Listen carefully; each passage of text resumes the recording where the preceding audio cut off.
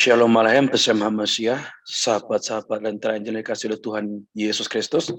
Dimanapun juga sudah berada saat ini ketika saudara menonton tayangan dari channel Lentera Injil ini, saudara semua diberkati secara oleh Tuhan. Dan doa saya kiranya Roh Kudus menjamah saudara, apapun juga menjadi pergumulan saudara, kiranya Tuhan menolong dan campur tangan, sehingga saudara bisa bersaksi tentang kebaikan Tuhan kepada orang-orang yang membutuhkan pertanggungan jawab akan iman kita. Saudara, banyak tuduhan-tuduhan bahwa Alkitab sudah dipalsukan, bahwa kisah tentang Yesus itu sudah diubah-ubah, terutama fakta-fakta penyaliban dan kebangkitannya. Banyak penyerang Kristen yang mengatakan bahwa itu sudah direkayasa untuk kepentingan gereja agama Kristen yang sesungguhnya bukanlah seperti fakta yang sebenarnya. Benarkah demikian? Saksikan paparan saya berikut ini. Penyaliban Yesus, fakta sejarah keselamatan tak terbantahkan. Fakta iman yang teruji oleh fakta sejarah tidak menghasilkan iman yang membuta. Janji iman yang terbukti dalam sejarah adalah janji yang pasti terjadi. Karena Allah Alkitab adalah Allah penguasa atas sejarah, maka apa yang menjadi klaim Alkitab yang adalah firman Tuhan berani diuji oleh fakta sejarah dan arkeologi. Saudara yang kasih Tuhan, 1 Korintus 15 ayat 14 sampai 20 berkata demikian. Tetapi Anda kata Kristus tidak dibangkitkan, maka sia-sialah pemberitaan kami dan sia-sialah juga kepercayaan kamu. Lebih daripada itu kami ternyata berdusta terhadap Allah karena tentang Dia kami katakan bahwa Ia telah membangkitkan Kristus padahal Ia tidak membangkitkannya. Kalau andai kata benar bahwa orang mati tidak dibangkitkan. Jadi katanya kalau ya seandainya tidak kebangkitan orang mati maka rasul-rasul itu berdusta. Ya sia-sialah iman Kristen kalau tidak ada kebangkitan di antara orang mati. Buat apa beragama? Buat apa jadi orang Kristen? Buat apa menyembah Tuhan? Kalau manusia itu setelah mati ya sudah, hilang begitu saja. Sebab jika benar orang mati tidak dibangkitkan, maka Kristus juga tidak dibangkitkan. Maka sia-sia juga iman Kristen. Bahkan sia-sia firman itu menjadi manusia. Dan jika Kristus tidak dibangkitkan, maka sia-sialah kepercayaan kamu dan kamu masih dalam dosamu. Kalau Yesus tidak dibangkitkan, orang mau berbuat baik seperti apapun itu sia-sia. Karena tidak ada jaminan keselamatan di surga. Lebih enak tinggal dalam dosa kalau tidak ada kebangkitan Kristus. Demikianlah binasa juga orang-orang yang mati dalam Kristus. Ya, maksudnya kalau Yesus tidak dibangkitkan, orang yang percaya Yesus, yang beriman pada Yesus pun juga akan sia-sia binasa. Orang baik, orang yang dianggap suci, tokoh agama pun juga akan sia-sia, nggak ada gunanya. Kalau Yesus tidak dibangkitkan, toh juga akan binasa. Jikalau kita hanya dalam hidup ini saja menurut pengharapan pada Kristus, maka kita adalah orang-orang yang paling malang dari segala manusia. Kalau tidak ada kebangkitan orang mati dan Yesus tidak dibangkitkan, artinya surga itu hanyalah impian, hanyalah pepesan kosong belaka karena tidak satu orang pun bisa ke surga. Maka buat apa beribadah, buat apa menyembah Yesus, buat apa mentaati aturan-aturannya. Maka malang sekali kalau Yesus tidak dibangkitkan. Nggak ada gunanya. Ya, apalagi beribadah, beramal. Enakan orang berdosa, enakan jadi ateis. Kalau Yesus tidak dibangkitkan, enakan jadi ateis karena agama tidak bisa menyelamatkan manusia. Tetapi yang benar ialah bahwa Kristus telah dibangkitkan dari orang mati, dari antara orang mati sebagai yang sulung dari orang-orang yang telah meninggal. Artinya tidak sia-sia. Anda percaya Yesus, Anda tinggal dalam Yesus Kristus, menjadi penurut Kristus, tinggal dalam pengajarannya, tidak sia-sia. Mentaati firman-Nya tidak sia-sia. Karena Yesus sudah dibangkitkan dari kematian. Dia disalibkan, mati, dikuburkan, dan bangkit kembali untuk menebus dosa-dosa kita. Sehingga surga itu bukan lagi hanya teori. Ya, bukan lagi mudah-mudahan. Semoga jika Allah menghendaki, yang nggak tahu tanda tanya. Tetapi surga itu suatu kepastian. Itulah janji Yesus Kristus. Nah, ada berbagai teori yang menyangkal penyaliban dan kebangkitan Yesus. Saya katakan sekali lagi, ini teori yang menyangkal penyaliban dan kebangkitan Yesus, bukan fakta. Bukan fakta yang menyangkal penyaliban dan kebangkitan Yesus, tetapi teori. Kenapa teori? Terus dikatakan teori, suatu hal itu terus dikatakan teori tidak pernah menjadi fakta karena tidak bisa dibuktikan. Misalnya begini ya saudara, teori evolusi. Bagaimana membuktikan evolusi? Tidak bisa dibuktikan, hanya teori saja. Teori Big Bang bahwa alam semesta itu dari ledakan. Ya kita harus sadar, murid-murid kita juga harus namanya itu teori. Bukan fakta, masih hanya teori. Ya belum tentu itu suatu realita. Hanya dugaan, hipotesis yang tidak bisa dibuktikan secara realitanya. Hanya berupa teori-teori saja.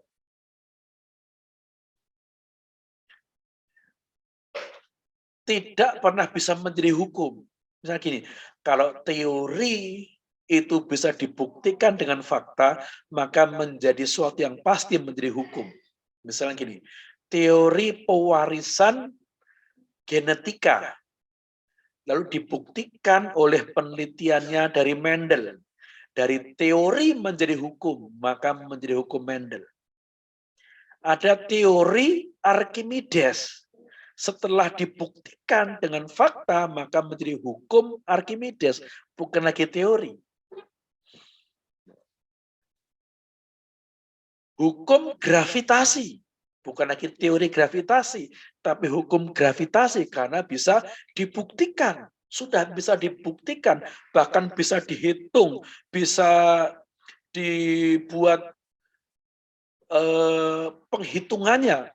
Ya ketika benda jatuh, kecepatannya akan jatuh di bumi itu berapa menit, berapa detik, bisa dibuktikan dengan perhitungan, maka bukan lagi teori gravitasi, tetapi hukum gravitasi.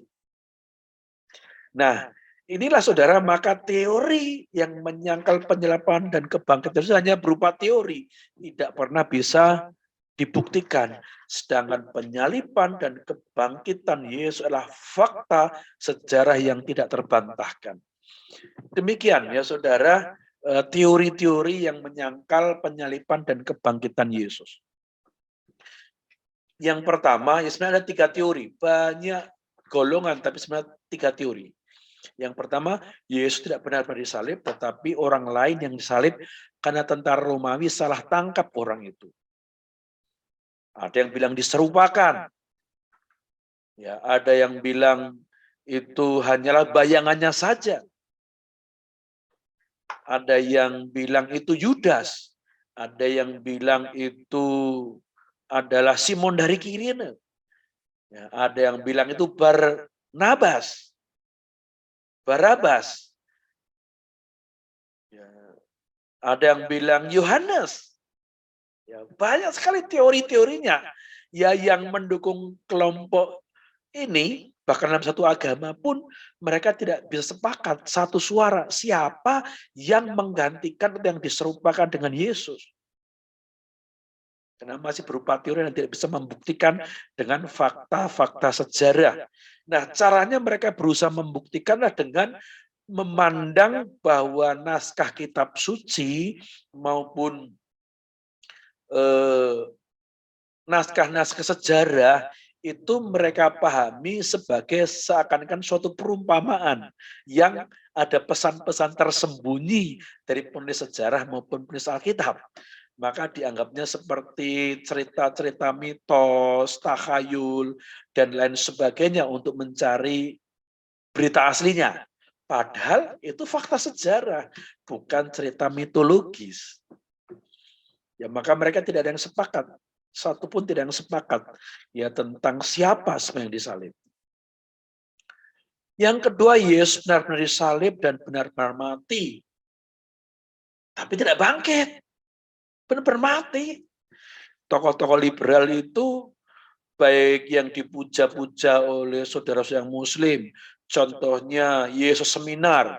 Kelompok Yesus Seminar yang jumlahnya 70 sarjana.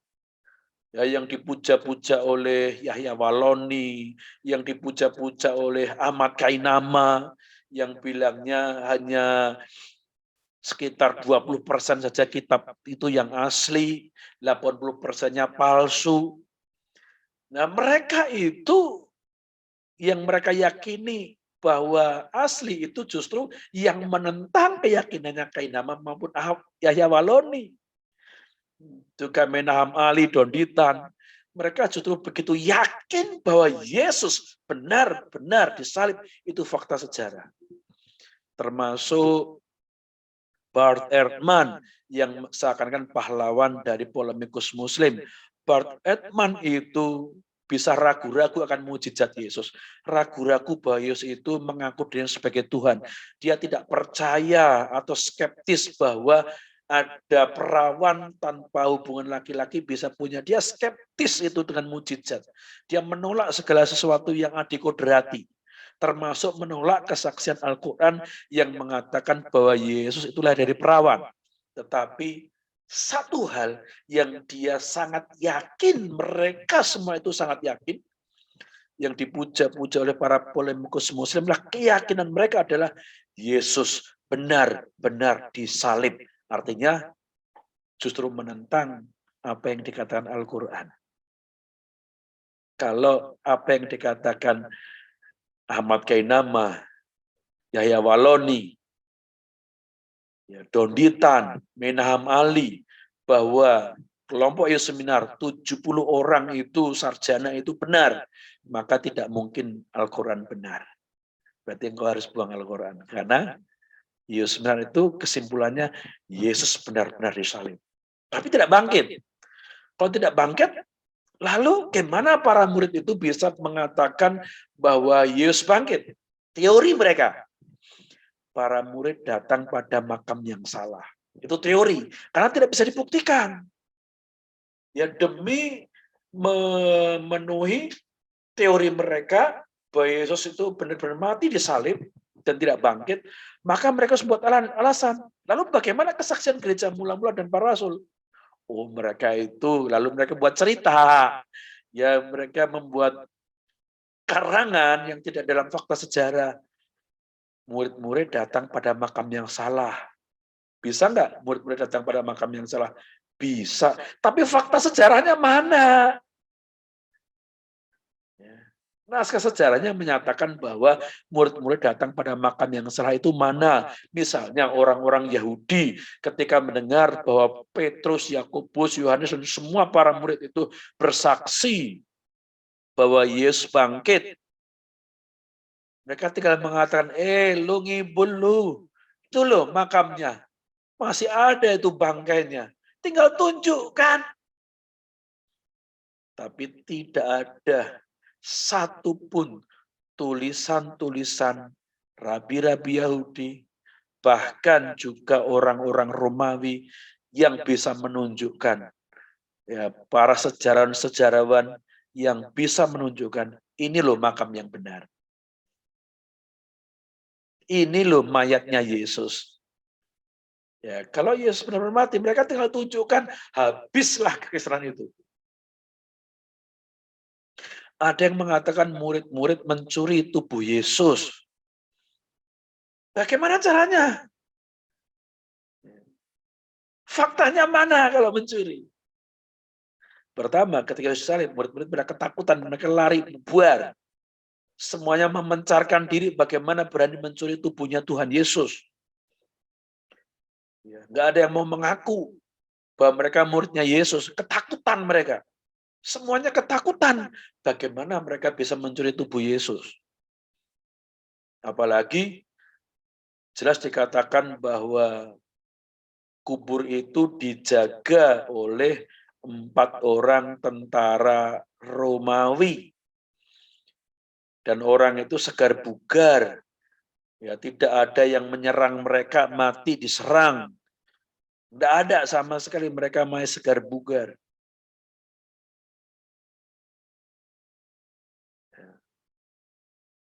Nggak ada faktanya yang bisa membuktikan bahwa murid-murid mencuri tubuh Tuhan Yesus. Mana? Kan harus ada bukti. Ya, itu masih teori lagi yang tidak pernah bisa dibuktikan. Lalu Yesus benar-benar disalib, itu teori yang ketiga. Tetapi waktu diturunkan tidak benar-benar mati, melainkan berhasil bangkit lagi karena rempah-rempah untuk menyembuhkan luka-lukanya. Nah, ini lebih gampang lagi malahan. Ketika murid-murid mengabarkan Injil bahwa Yesus itu bangkit lagi, mereka yang menemukan para rasul yang bersaksi bangkit lagi, yang ngomong bahwa Yesus itu hidup lagi, tinggal tunjukkan Yesus ini loh, ini memang hidup lagi kok. Nggak benar mati ini loh, masih ada nih. Ini bekas luka-lukanya. Benar manusia, hidup lagi. Tinggal ditunjukkan saja. Tinggal tunjukkan ini orang yang bangkit lagi dengan tubuh. Ya, tidak dengan tubuh kemudian tinggal ditangkap saja lagi. Gitu kan. Udah beres. Maka kekristenan akan hilang, lenyap selama-lamanya. Tapi nyatanya tidak ada satu orang pun yang bisa membuktikan bahwa Yesus itu hanya mati suri karena rempah-rempah yang menyembuhkan luka-lukanya. Ya, dari mana kain kafannya? Ya, bukti ada kain kafannya. Ya, bukti para saksi-saksi mata nggak bisa dihilangkan begitu saja. Nah, kalau ada 3 teori yang menyangkal penyaliban dan kebangkitan Yesus. Ini teori ya, karena tidak bisa membuktikan fakta. Bagaimana dengan fakta-fakta sejarah? Oke lah kita nggak pakai Alkitab kita. Oke lah Alkitab kita mungkin, ya itu kan klaim imanmu, itu kan subjektif. Imanmu bagaimana bukti sejarahnya? Ya. Oke, kalau kita mau duduk bersama, kalau Alkitabku diragukan, juga kitabmu harus diragukan, mari kita uji dengan fakta sejarah.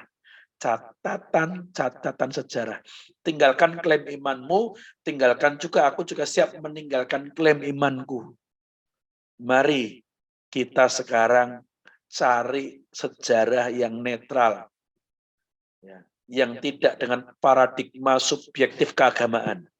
Cari naskah-naskah sejarah sekuler, bukan naskah sejarah agama. Nah, mari kita lihat sejarah tentang penyaliban dan kebangkitan Yesus. Fakta yang pertama. Ya, ini membuktikan bahwa kisah penyaliban Yesus itu tidak hanya klaim iman atau mitos saja, tetapi ternyata tertulis dalam catatan-catatan sejarah. Demikian. Yang pertama itu Flavius Josephus atau Yosef ben Matias. Itu lahir 37 sampai di atas 100 Masehi. Ini seorang sejarawan Yahudi, tetapi juga menjadi sekretaris panitera di Kekaisaran Romawi. Ya, dalam bukunya Antiquitates Judaica, ya, bab 18 ayat 34 sampai 64, dalam Testimonium Flavianum tentang sejarah orang-orang Yahudi, dia menuliskan begini. Pada waktu itu ada seorang bijaksana yang dinamai Yesus. perbuatannya baik, dan dia kenal sebagai orang suci. Perhatikan ya. Padahal orang Yahudi itu menolak Yesus dan dia bukan orang Kristen. Dia sejarawan, dia salah satu panitera Kaisar Romawi. Banyak orang dari antara orang Yahudi dan bangsa lain menjadi murid-muridnya. Orang Yahudi dan bangsa lain. Pilatus menghukum dia untuk disalibkan dan mati. Nah, perhatikan. Pilatus menghukum dia untuk disalibkan dan mati. Jadi tidak hanya gereja yang mengatakan bahwa Pilatus itu menyalibkan Yesus dan mati. Itu pernyataan dia. Lalu baru selanjutnya. Ya, dan mereka yang telah menjadi murid-muridnya tidak meninggalkan pemuridannya. Yang menjadi muridnya tidak kemudian bubar karena pemimpinnya mati. Biasanya sekte-sekte apapun kalau pemimpinnya mati, kalah, tidak dalam kemenangan, ya tidak dalam kekuasaan. Kalau mati di dalam keadaan kemenangan dan penuh dengan kuasa, pengikutnya banyak, itu biasa bertahan tinggal penggantinya. Ya pentingnya sebagai penguasa, tetapi ini enggak. Pemimpinnya mati dalam keadaan terhukum, ya disalibkan mati, tetapi murid-muridnya tidak meninggalkan pengajarannya. Maksudnya pengajarannya ya. Mereka melaporkan, ya mereka itu murid-muridnya, bahwa dia menampakkan diri kepada mereka 3 hari setelah penyalibannya, dan bahwa dia hidup. Oleh karena itu, dia mungkin Mesias, yang mengenai dia para nabi telah menceritakan keajaiban-keajaiban. Dia tidak percaya, tetapi hanya mengatakan mungkin. Nah ini artinya apa? Flavius Josephus itu berdiri pada netral. Tidak memihak orang Yahudi, tidak memihak juga orang Kristen. Tetapi berkenan dengan fakta sejarah, ya, berkenan dengan fakta sejarah, dia mencatat apa adanya. Berdasarkan pengetahuan dia tentang sejarah yang dia pelajari. Tetapi mengenai keyakinan Mesias atau bukan, dia masih mengatakan mungkin dia itu Mesias. Walaupun dia mengatakan bahwa ini disisipi, ditambah-tambahi. Ya, tapi nyatanya tidak ada yang bisa membuktikan. Justru yang mengatakan katakan ini tambahan dan sisipan, itu karena ada kecurigaan. Masa orang Yahudi mengatakan mungkin dia Mesias, pasti tambah-tambahan saja. Tapi realitanya tidak seperti itu. Yang nggak bisa dibuktikan, hanya tuduhan belaka. Nah, pertama, ya, Pilatus menghukum mati dia, itu fakta sejarah. Muridnya masih ikut dalam pengajarannya, tidak menyimpang dari pengajarannya. Dan muridnya melaporkan bahwa dia menampakkan diri. Flavius Josephus hanya mengatakan muridnya melaporkan bahwa Yesus bangkit lagi setelah 3 hari. Ini menunjukkan keyakinan iman gereja mula-mula bahwa Yesus itu bangkit lagi. Ya, murid-muridnya memberitakan bahwa Yesus bangkit lagi pada hari ketiga. Ini tidak menyatakan bahwa Flavius percaya dengan berita itu, tidak. Tapi ini menyatakan bahwa muridnya lah yang melaporkan bahwa Yesus itu bangkit lagi setelah disalibkan. Sedangkan mengenai proses penyaliban dan matinya, Flavius Josephus tidak mengatakan, murid-muridnya mengatakan demikian. Artinya apa? Itu dia menyatakan suatu fakta yang diterima oleh umum tentang kematian dan penyalibannya. Sedangkan tentang kebangkitannya hanya dipercaya oleh murid-muridnya. Ya, hanya dipercaya oleh murid-muridnya. Dan Josephus tidak tahu apakah harus percaya atau tidak. Maka dia mengatakan mungkin dia Mesias. Kita masuk pada fakta yang kedua. Tadi fakta Flavius Josephus, seorang sejarawan Yahudi yang dia berusaha netral antara percaya dan tidak. Dia nggak bilang mana yang dipercaya. Ada yang dia katakan dengan begitu tegasnya itu fakta sejarah, tetapi ada bagian yang dia mengatakan itu hanya bersumber dari para pengikutnya saja. Sekarang literatur Yahudi sendiri. Nah, ada sumber-sumber rabbinik Yahudi. Rabbinik itu adalah evolusi dari orang Farisi dalam periode Tanaitik, yaitu kurang lebih 70 sampai 220 Masehi. 70 itu apa? Ketika bait suci dihancurkan dan orang-orang Yahudi tersebar. Ya, tersebar sampai kepada pusatnya menjadi kota Yamnia yang diizinkan oleh Kaisar Romawi. Mereka boleh mengembangkan ajaran Yudaisme di sana.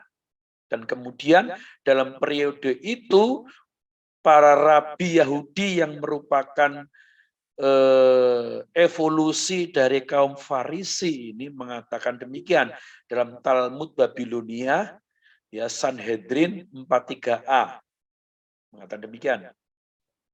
Pada malam Paskah Yesua digantung karena 40 hari sebelum hukuman mati dilaksanakan, seorang pembawa berita telah muncul dan berseru, dia akan dirajam karena dia mempraktikkan ilmu sihir dan membawa Israel kepada kemurtadan.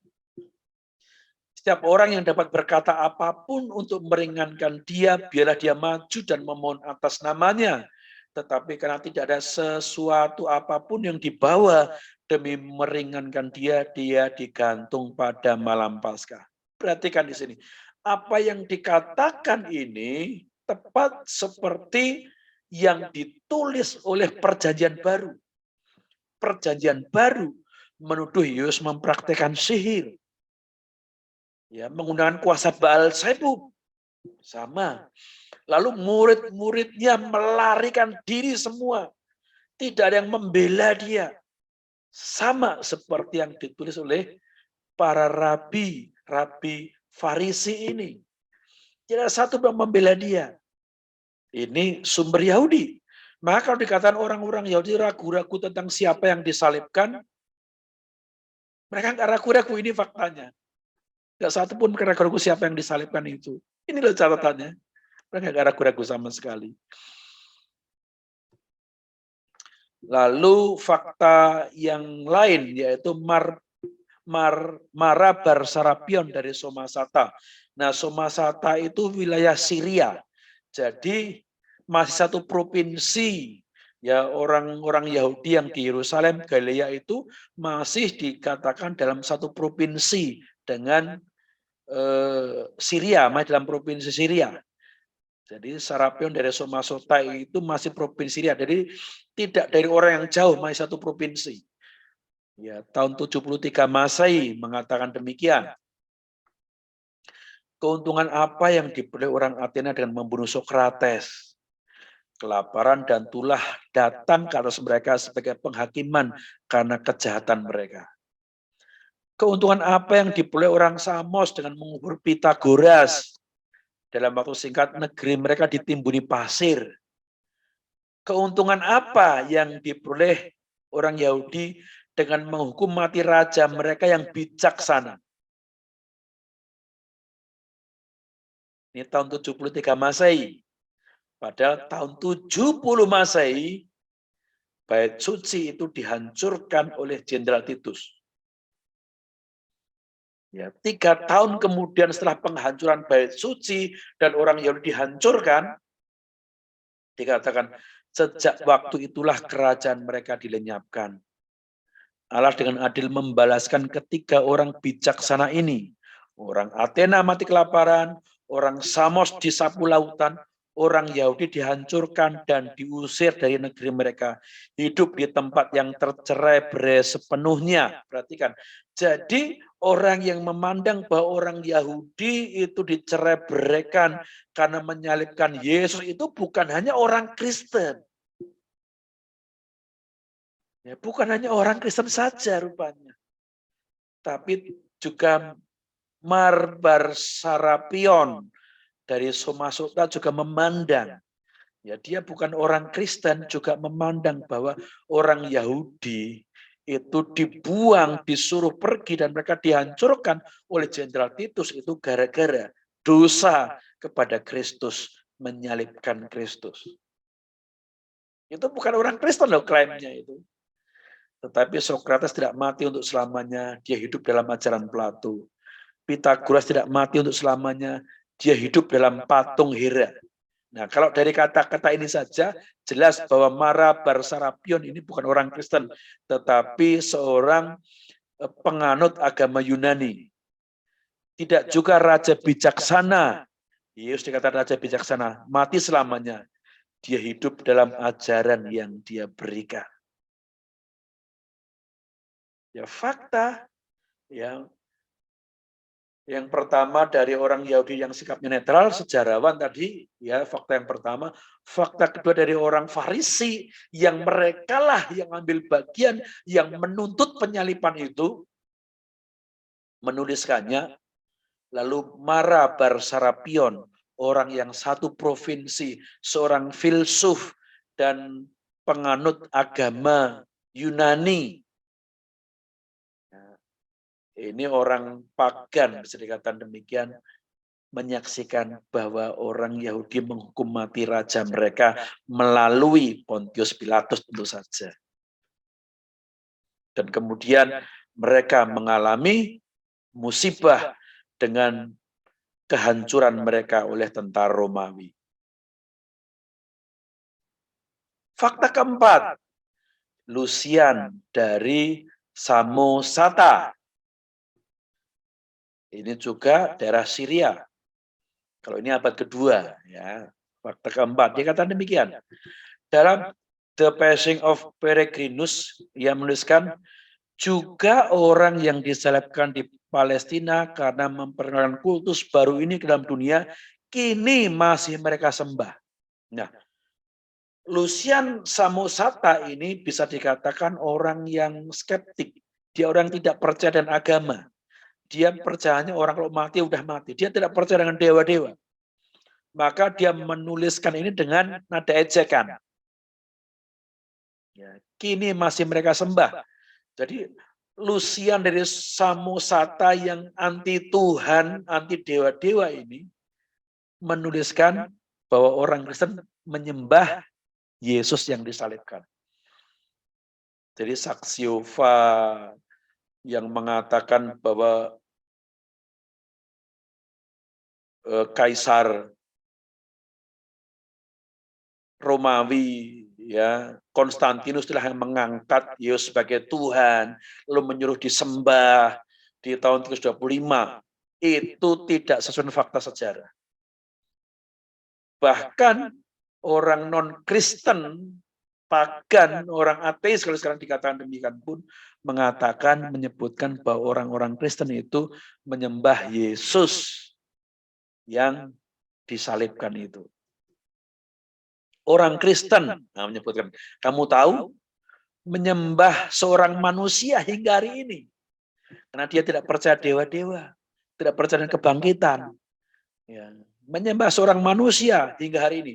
Jadi dalam kitabnya itu dia bukan hanya Yesus saja yang dia ejek, ya termasuk Zeus, termasuk ajaran dari Mesir, dewa-dewa Mesir, dewa-dewa Romawi, dewa-dewa Yunani, semua dia ejek semua oleh Lucian dari Samosata ini.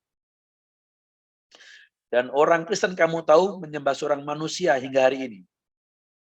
Seorang terkemuka yang memperkenalkan ritual baru dan disalibkan karena itu. Seorang anti Tuhan, ya kalau dijadikan zaman sekarang itu adalah seorang ateis. Ya, menyebutkan bahwa Yesus itu benar-benar disalibkan. Kamu lihat makhluk-makhluk sesat ini mulai dengan kepercayaan umum bahwa mereka abadi sepanjang waktu. Perhatikan apa yang dikatakan sesuai dengan Alkitab bahwa orang Kristen mereka mengatakan tidak binasa. Mereka tidak binasa tetapi hidup kekal. Apa yang ditulis oleh Lucian ini seperti melaporkan ajaran Kristen yang benar. Yang menjelaskan kematian yang hina dan pengabdian diri sukarela, rela mati martir yang sangat umum di kalangan mereka. Benar, sama. Ya, orang-orang Kristen gereja mula-mula rela mati. Bahkan mereka siap menghadapi hukuman-hukuman itu. Mereka mendatangi sendiri. Karena mereka tahu bahwa dengan kematian mereka ketika disaksikan banyak orang, mereka bersaksi di akhir ajal mereka. Dan mereka yakin dengan itu mereka bisa bersaksi lebih banyak lagi daripada sembunyi-sembunyi. kemudian dikesankan kepada mereka oleh pemberi hukum mereka yang mula-mula, yaitu Yesus, bahwa mereka semuanya adalah saudara. Berarti kan orang Kristen mengatakan saudara. Maka rasul-rasul semuanya mengatakan saudara, Yohanes mengatakan anak-anakku, saudara, ya menyebut kita adalah saudara. Ya, Paulus juga mengatakan bukan lagi orang yang jauh, Yahudi atau Yunani, telah satu dalam Yesus. Yang diajarkan, yang diyakini gereja mula-mula itu benar-benar dilapor oleh Lucian, seorang anti-teis ini. Ya, tentang pengajaran mereka. Dan saat mereka bertobat dan menyangkali dewa-dewa Yunani dan menyembah orang suci yang disalibkan. Perhatikan. Ya, seorang antiteis ini menyebutkan bahwa orang Kristen menyembah orang suci yang disalibkan. Dan hidup seturut hukum-hukumnya. Jadi dari sini saja itu ya dari kesaksian orang sekuler saja itu sudah cukup membuktikan bahwa gereja mula-mula itu menyembah Yesus yang disalibkan. Semua ini mereka terima hanya dengan iman, bukan dengan perbuatan. Yang dilaporkannya ini persis dengan pengajarannya Rasul Paulus. Dengan akibat bahwa mereka memandang hina semua hal-hal duniawi, menganggapnya hanya sebagai harta benda biasa. Nggak rebutan harta, bahkan mereka kasihkan. Ketika dijarah, ketika harta mereka diminta pemerintah, karena mereka nggak lagi menyembah dewa-dewa, mereka kasih semuanya. Siap menderita. Ketika harta mereka dijarah, mereka nggak ribut, nggak menuntut perang. Ya, tidak kemudian mereka mengadakan jihad berperang karena harta mereka dijarah. Lalu Lucian juga melaporkan bahwa orang Kristen punya tulisan suci yang sering dibaca, ini Alkitab. Ketika sesuatu terjadi pada mereka, mereka menghindari masalah tanpa biaya. Mereka berusaha menghindari masalah tanpa artinya. Mereka nggak mau menyuap, walaupun harus mati. Mereka tidak mau menyuap demi keselamatan mereka. Menyuap hakim yang menangkap mereka, tentara, udahlah tak kasih uangmu dibebaskan saja ya. Mereka nggak mau. Mereka mengakui aku ini pengikut Yesus Kristus yang aku sembah. Nggak mau menyuap untuk dibebaskan. Sama seperti ajaran perjanjian baru. Kurang apa lagi? Jadi untuk membuktikan bahwa Yesus sungguh-sungguh disalib oleh para murid semuanya, enggak perlu membaca Alkitab. Baca sejarah umum saja. Sudah jelas bahwa para murid itu menyembah Yesus yang disalibkan. Ya. Bukan kemudian baru dirusak setelah tahun 325.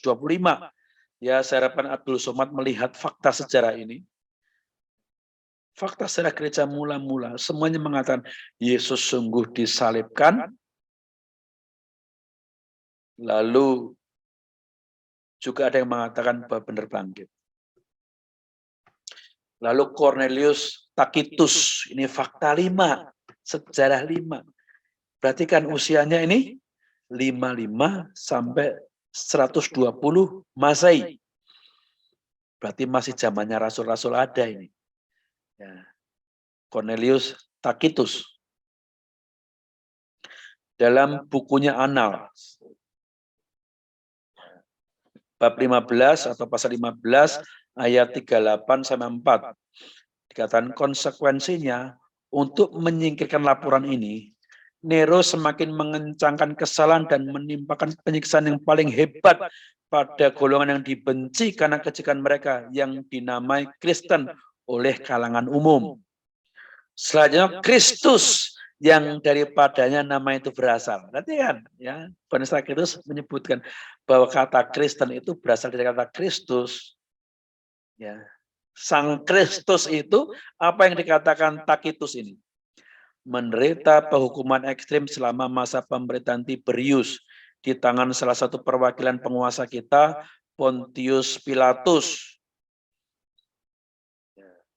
Tacitus melaporkan kepada Kaisar bahwa ada orang yang disebut Kristus, pengikutnya Kristen, dan Kristus itu dihukum secara ekstrim di tangan penguasa Pontius Pilatus. Dan justru setelah Yesus disalib itu, Tacitus mengatakan, dan tahyul yang paling merusak, yang diperiksa pada waktu itu tersebar tidak lagi hanya di Yudea, sumber awal kejahatan ini, tetapi bahkan di Roma, di mana segala hal yang mengerikan dan memalukan dari setiap bagian dunia menemukan pusatnya dan menjadi populer. Tacitus menyebutkan justru setelah Kristus itu dihukum mati, justru pengajarannya yang dianggap Tacitus itu merusak karena tidak sesuai dengan ajaran Romawi, imannya Tacitus justru tersebar dari Yudea sampai bahkan di Roma. Dikatakan dengan demikian penangkapan dilakukan pertama kali kepada semua orang yang mengaku bersalah. Lalu melalui informasi mereka, sejumlah besar orang dihukum.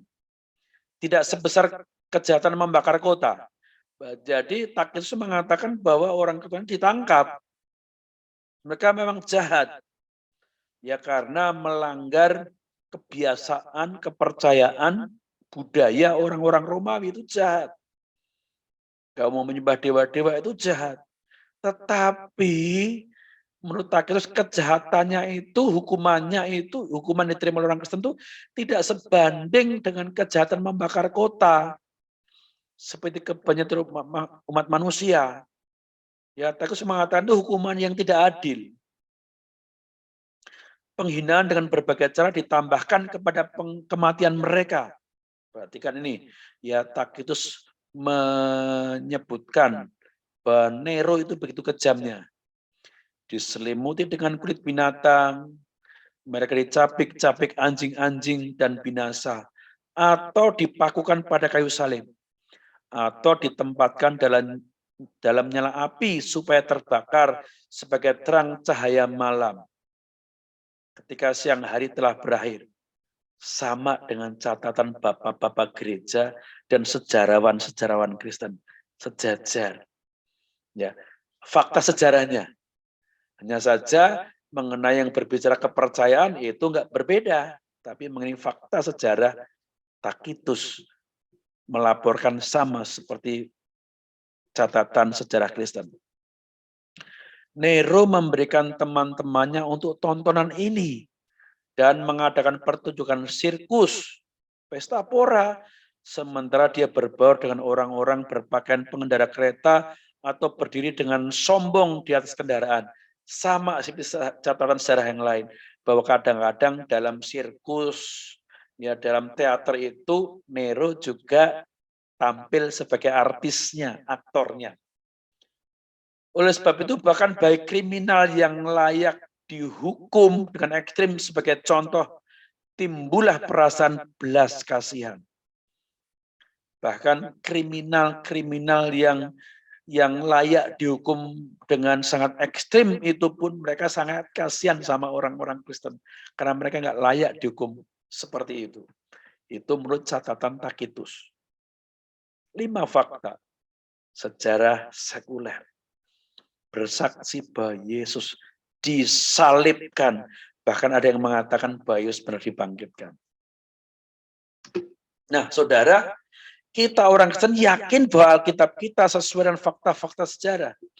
Maka ada sejarawan-sejarawan seperti Bart Ehrman, ya, seperti kelompok Yesus Seminar, ya, yang banyak tulisannya mereka menolak kebangkitan Yesus. Mereka menolak mujizat, tetapi mereka tidak menolak satupun di antara mereka yang mengatakan bahwa penyaliban itu adalah mitos belaka. Bahwa Yesus digantikan dengan orang lain. Bahwa Yesus tidak disalibkan. Tidak ada mereka yang mengatakan demikian. Mereka yakin bahwa tidak ada fakta sejarah dunia manapun juga yang sejelas fakta sejarah penyaliban dan kematian Yesus. Artinya apa? Yang ditulis oleh Alkitab kita Perjanjian Baru itu bukan sejarah yang ngarang. Yang kalau tidak sesuai dengan sejarah kemudian menyalahkan sejarah itu kan buatan manusia. Ini firman Tuhan loh, ya pasti yang benar. Menyalahkan semuanya, pokoknya itu pasti salah. Enggak mau ngoreksi loh. Kalau Tuhan kok bisa salah? Enggak dengan fakta sejarah, enggak sesuai dengan prasasti. Ini menunjukkan bahwa Tuhan yang kita sembah, Tuhan yang menginspirasi, yang mendorong para penulis Alkitab untuk bersaksi tentang Yesus Kristus yang disalibkan itu benar-benar Tuhan atas sejarah. Maka klaim-klaim iman yang dinyatakan di dalam Perjanjian Baru itu bisa diuji dengan fakta-fakta sejarah. Tuhan yang kita sembah itu Tuhan yang berkuasa atas masa lalu, masa sekarang, dan masa yang akan datang. Tidak kemudian nyalahkan sejarah. Tidak, wah sejarahnya itu yang sudah dipalsukan. Semua yang tidak sesuai dengan keyakinan iman dikatakan, oh itu dipalsukan. Itu konspirasi. Semua disalahkan. Ya, tetapi Kristenan enggak. Oke, mari kita uji dengan arkeologi. Mari kita uji dengan fakta-fakta sejarah. Itulah kekristenan kita. Berani menjawab tantangan para sejarawan dan tantangan para arkeolog yang sebelumnya meragukan sejarah kekristenan. Artinya apa? Bahwa memang fakta sejarah, klaim kekristenan bahwa Yesus harus mati dan bangkit untuk pengampunan dosa itu teruji dengan fakta-fakta sejarah. Ada orang yang percaya, ya, ada orang yang percaya Yesus benar-benar mati, tetapi tidak sungguh-sungguh bangkit. Ada orang yang mengatakan Yesus tidak sungguh-sungguh mati, ada yang mengatakan Yesus tidak sungguh-sungguh disalib. Tetapi Alkitab, ya, yang adalah firman yang diinspirasikan oleh Allah atas sejarah itu mengatakan Yesus sungguh mati disalib dan dikuburkan. Kemudian bangkit pada hari yang ketiga. Ini adalah peristiwa yang terkonfirmasi oleh sejarah. Ya, dengan pernyataan dari orang-orang yang hidup, ya, yang mendekati masa-masa penyaliban itu, membuktikan bahwa para murid Yesus, Hawariun itu, bersaksi bahwa mereka melihat Yesus bangkit lagi. Mereka mengatakan demikian. Yesus bangkit lagi. Itu kesaksian dari para murid-muridnya. Bukan orang-orang yang dituduh memalsukan kitab suci. Para sejarawan mengatakan bahwa para murid-murid aslinya mengatakan bersaksi bahwa Yesus itu sungguh bangkit. Walaupun dia tidak percaya kesaksian itu. Tetapi Yosefus mengatakan bahwa para murid-murid aslinya yang sungguh-sungguh murid Yesus bersaksi bahwa melihat kebangkitannya Yesus. Sejarawan sekuler yang tidak percaya Yesus bukan bagian dari murid menyaksikannya itu.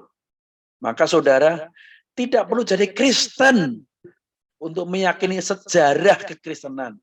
Tidak perlu percaya Alkitab, bahkan tidak perlu membaca Perjanjian Baru untuk tahu sejarah salib dan kebangkitannya. cukup bacalah sejarah sekuler yang menceritakan tentang peristiwa itu. Baru kemudian mari bandingkan dengan kitab suci. Maka saudara akan percaya bahwa kesaksian perjanjian baru teruji dengan arkeologi dan fakta-fakta sejarah. Kebangkitan Yesus tidak berkonfrontasi dengan sejarah. Para arkeolog dan sejarawan, mereka abad 19 itu ketika Timur Tengah mulai dikuasai Inggris, ya, mereka itu dari Eropa berlomba-lomba datang ke Palestina. Mereka mulai menggali tulisan-tulisan naskah-naskah kuno, mereka mulai menggali arkeologi untuk membuktikan bahwa Alkitab ini palsu. Tetapi banyak dari mereka, para sejarawan dan arkeolog ini pulang menjadi orang-orang Kristen yang semula adalah seorang sosiolog, arkeolog yang menolak kesaksian perjanjian baru.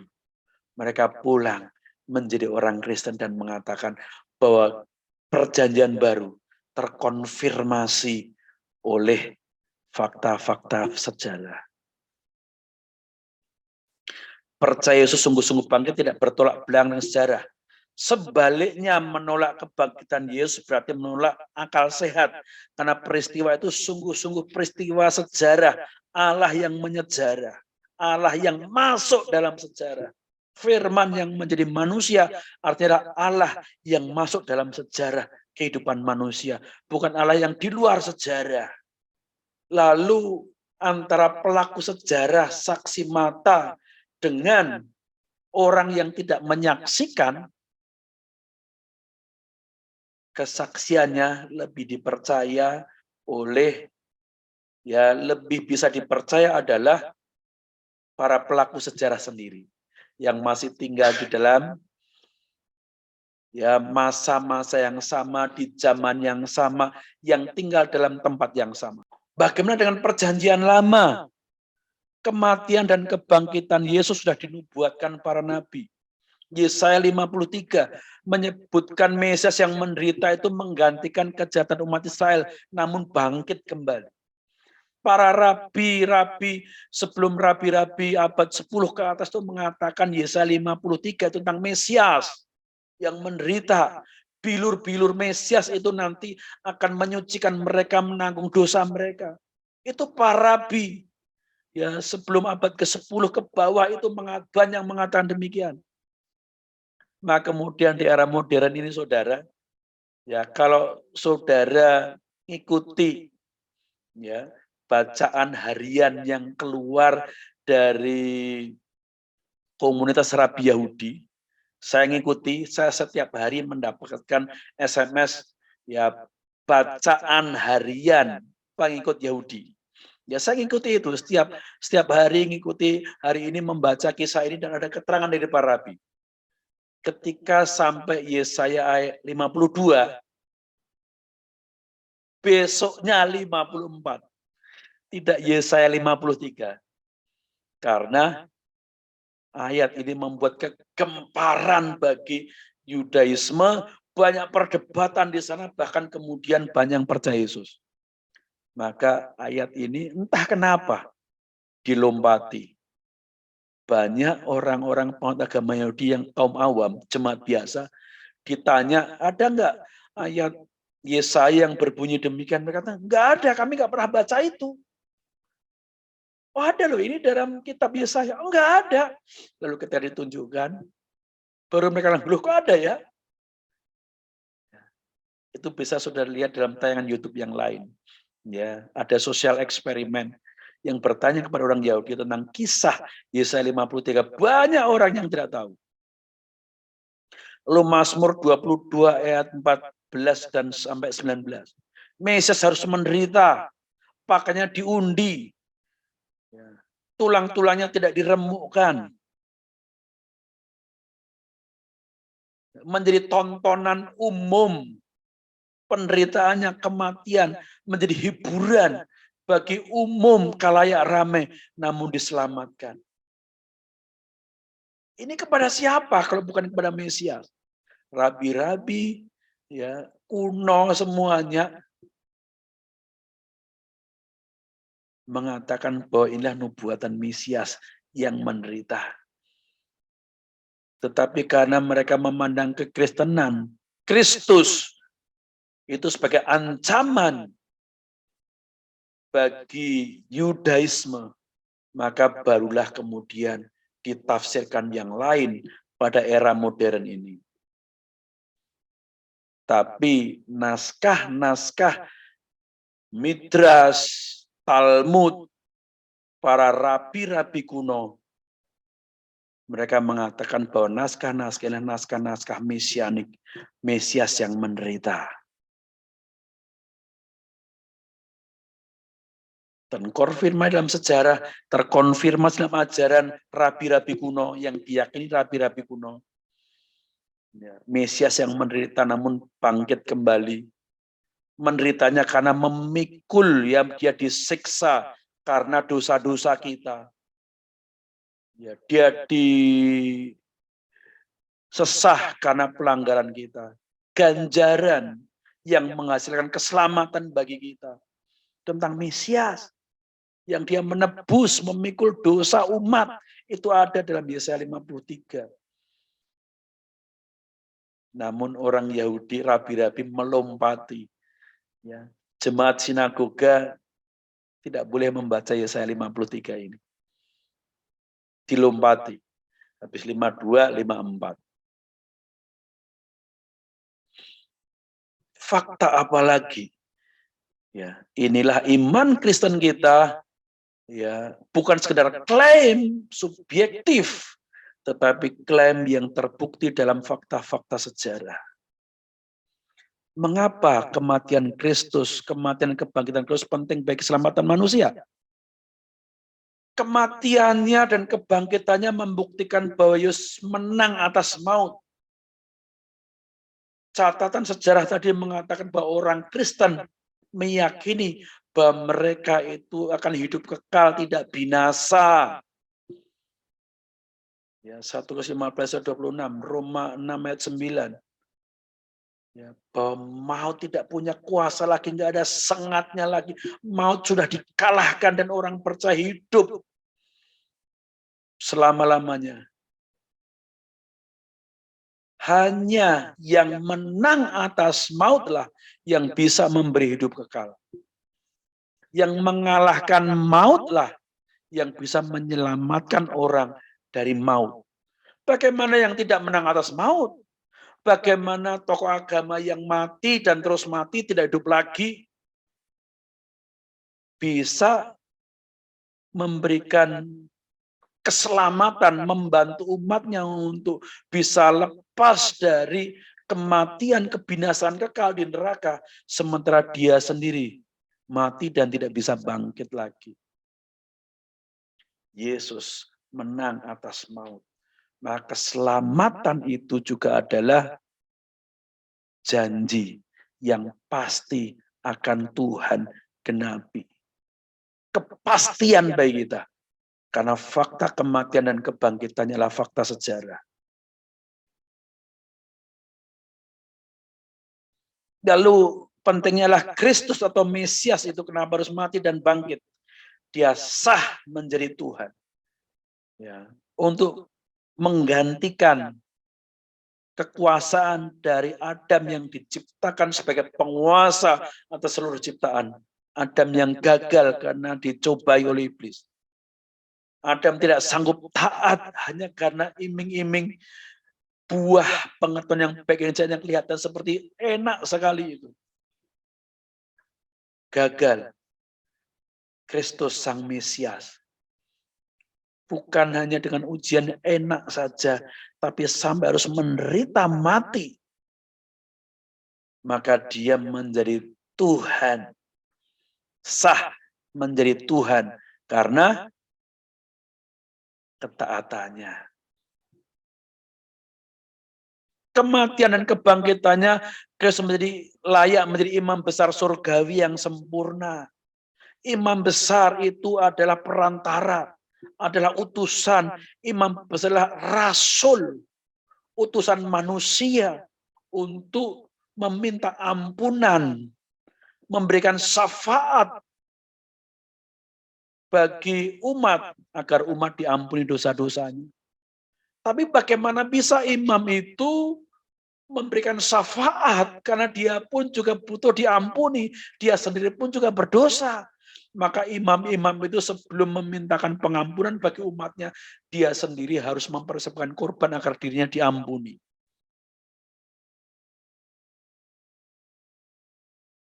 Tapi Kristus mempersembahkan darahnya sekali untuk selamanya dengan ketaatan yang luar biasa. Sehingga dia bangkit lagi dan dia bisa menjadi imam besar surgawi kita yang bisa memberikan syafaat, memberikan pembelaan sebagai seorang pembela, seorang parakletos, pembela kita, menjadi hakim kita untuk keselamatan kita. Saudara, tanpa kematian dan kebangkitan Yesus tidak akan ada keselamatan.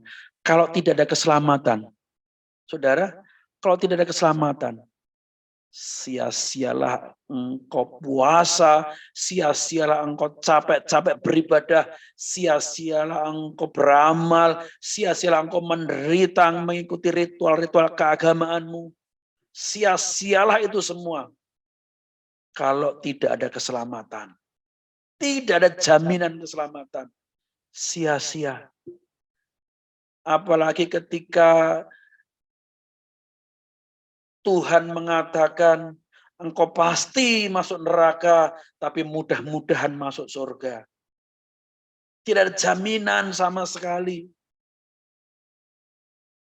untuk percaya mengikuti iman agama itu. Tetapi dengan beriman kepada kematian dan kebangkitan Yesus, juru selamat hidup kita, maka keselamatan itu bukan mudah-mudahan. Ya dan amin. Dengan percaya, maka kita diselamatkan dari kuasa dosa. Kiranya apa yang saya sampaikan ini boleh menguatkan iman percaya kita. Tuhan yang kita sembah adalah penguasa sejarah. Dia tidak mungkin salah dalam menuliskan fakta-fakta sejarah. Tuhan yang kita sembah adalah Tuhan yang memenuhi janjinya. Tuhan yang tidak mengubah-ubah firman-Nya. Firman yang dia katakan pasti digenapinya.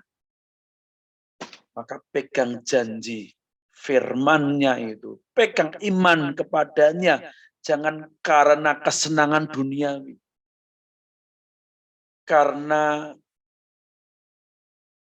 materi. Karena pasangan jodoh. Karena kekecewaan dengan manusia. Mungkin kau kecewa dengan pendeta. Mungkin kau kecewa dengan hamba Tuhan. Mungkin kau kecewa dengan kondisi ekonomi. Kau kecewa dengan pasanganmu. Kau kecewa dengan keluargamu. Kau kecewa dengan gereja dan kau meninggalkan Yesus. Manusia bisa mengecewakan engkau. Institusi gereja, institusi agama bisa mengecewakan engkau. Tapi Yesus tidak pernah mengecewakan engkau. Karena dia sudah memberikan nyawanya untuk keselamatanmu. Kembalilah kepada Yesus jika engkau pernah meninggalkan. Bangkitkan imanmu jika engkau mulai goyah. Dan setialah pada panggilan keselamatan Tuhan. Tuhan Yesus memberkati saudara semua. Haleluya. Shalom aleichem. Amin.